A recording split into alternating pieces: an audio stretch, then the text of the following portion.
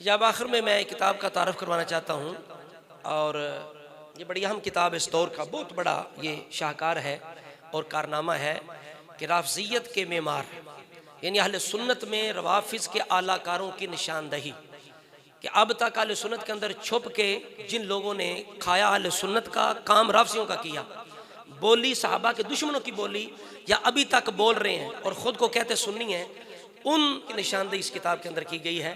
یہ کتاب ہر خطیب، نقیب، نعت خان ہر گھر کے اندر ہونی چاہیے، اور یہ پہلا سلسلہ ہے، یعنی پہلی جلد ہے۔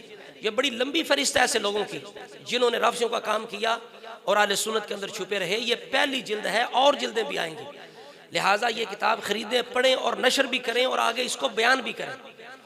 اور ایک بڑی قابل افسوس بات یہ ہے، جب کوئی کتاب آتی ہے تو ہماری کوشش ہوتی ہے کہ پی ڈی ایف میں حاصل کر لیں، خرچ نہ کریں، تو یہ زیادتی ہے، کام کرنے والوں کی حوصلہ شکنی ہے۔ ایسے کام اتنے آسان نہیں ہوتے، بڑا وقت لگتا ہے، بڑا خرچ ہوتا ہے، بڑا دماغ لگانا پڑتا ہے، پھر جا کے ایسے کام ہوتے ہیں۔ تو لہٰذا یہ کتاب خود بھی خریدیں، بلکہ ایک دو خرید کے آگے تقسیم بھی کریں، لیکن کم از کم اپنے لیے ضرور خریدیں۔ اس وجہ سے یہ جو عادت ہے پی ڈی ایف والی، یہ اچھی نہیں ہے، کتاب خرید کے پڑھا کریں۔ اور جو کتابیں چھاپنے والے ہیں ان سے بھی گزارش کریں گے کہ وہ کاروبار نہ بنائیں، بلکہ مہربانی کریں وہ بھی ان کے ریٹ کم رکھیں، اتنا رکھیں جو مناسب ایک جائز نفع ہے وہ حاصل کریں۔ تو لہٰذا یہ کتاب اس دور کا بڑا عظیم کارنامہ ہے کہ اہل سنت کے اندر چھپ کے جنہوں نے رافضیوں کا کام کیا یا کر رہے ہیں، ان کی پوری تفصیل اس کتاب کے اندر ہے، پوری تفصیل، پورے نظریات۔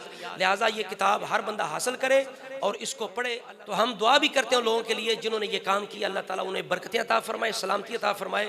جنہوں نے ہمارا ایمان بچانے کے لیے اتنا بڑا کام کیا، آئندہ بھی اللہ تعالیٰ اس طرح کے انہیں کام کرنے کی توفیق عطا فرمائے۔